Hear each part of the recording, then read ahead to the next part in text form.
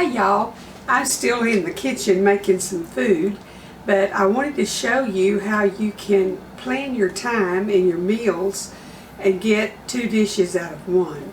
Now the other day Kroger had their yellow straight neck squash, beautiful produce, 69 cents a pound. So I grabbed some and brought it home and I cooked it. And we ate yellow squash. Now all I did was I washed it and cut it in the little rounds, and I cut up a medium onion with it, and I put it in a pot and put just enough water to steam it, and I added salt and pepper and butter and a little bit of sugar, and we ate that with that meal. But I had probably, I think this is a half gallon left over. So I'm going to turn that into a delicious squash casserole. And I'm going to bring y'all along and show you how I'm doing it. So you can cook even broccoli. You could cook broccoli for a meal today, and then in a day or two take your leftovers and make a broccoli rice casserole. And it's a brand new dish that you didn't have to work a long time to make. So we're going to have a good squash casserole out of our yellow squash, and that way I get 2 dishes for 1 cooking basically. So I'm going to bring y'all over here and show you what I'm going to do, and I'm going to get my casserole in the oven. Okay, I've got my pan sprayed with kitchen spray, so I'm just going to put it right here. And what I'm going to do, I'm going to put everything into the pan and mix it up. So I heated my squash because I've had it in the refrigerator. So I've got my squash. And I had seasoned it with a little bit of bacon, so y'all are going to see the bacon in it. And then I'm going to add about a 1/2 cup of onion, and then this the neatest little vegetable taxi that my daughter brought me that she had ordered, I think, from Zulily. It's like a dustpan, but it sure picks everything up good. And I'm going to add 1 stick of melted butter. And I've got 2 eggs whipped up here in this measuring cup with a 1/2 cup of sugar. I like my squash casseroles a little bit sweet. And I'm just going to give that a little mix with my fork. Get it. You don't want enough onion that it's going to overpower it, but you want enough to give it some flavor. Now I'm going to forego my onion and garlic powder like I put in everything. And I'm just going to have my kind of a clean casserole here. And I'm going to add, and what I did, I was in town and I went by Hart's Chicken and bought me a 1/2 of rolls. Because this does so much better if you make the breadcrumbs or yeast rolls.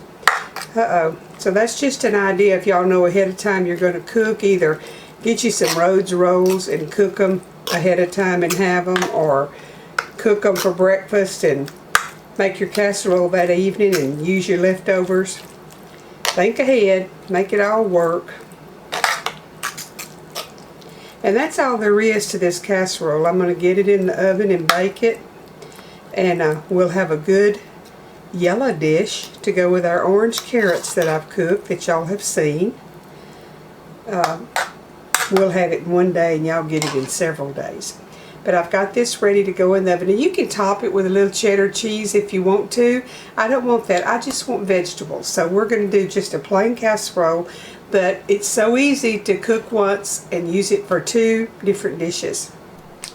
Y'all, I decided that I'd jazz it up a little bit, and I put some French fried onions, like the Durkee's French fried onions, and I'm just going to grate a little bit of this Colby Jack cheese and sprinkle on it, just because I thought that sounded good. So I love to grate my own cheese. You don't get that filler that they put in it to keep it from sticking together. This is just a big old 2-pound block that I bought at Costco. And I'm not measuring, I'm just grating and sprinkling it on. But I just decided that those onion things and some cheese would jazz it up a little bit. So that's the advantage of watching the whole video. If I make any changes, you know about it. Okay, I got the casserole out. This is the squash, and it's so hot. I'm going to let it cool a little bit, and then I'll plate some of it up. Doesn't that just look yummy? See the squash and the onions and the cheese. It's delicious. It smells wonderful. Makes you feel good when you made good use of your time. Cooked the squash one time and had a good meal off of it, and then used the leftovers and made a good casserole. It's piping hot, but I'm going to taste of it. This is the best part of cooking, is getting those tastes. But I'm going to blow it a little bit like a kid.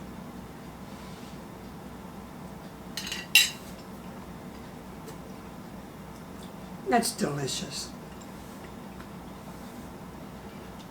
You know, used to I put bell peppers and all kinds of stuff in there, but that's just, I call it clean. It just has onion and squash and a little sugar. Y'all know what the recipe is. You need to make it. And think about when you're going to cook something, how you can use it, you know, for today. And then I have a casserole that I've made for y'all. It's a noodle and ground beef. And the first day that I make it, I don't put tomatoes in it. But then what's left over, I stir a can of Rotel tomatoes in it, put cheese on the top, bake it again, and I've got 2 casseroles for one.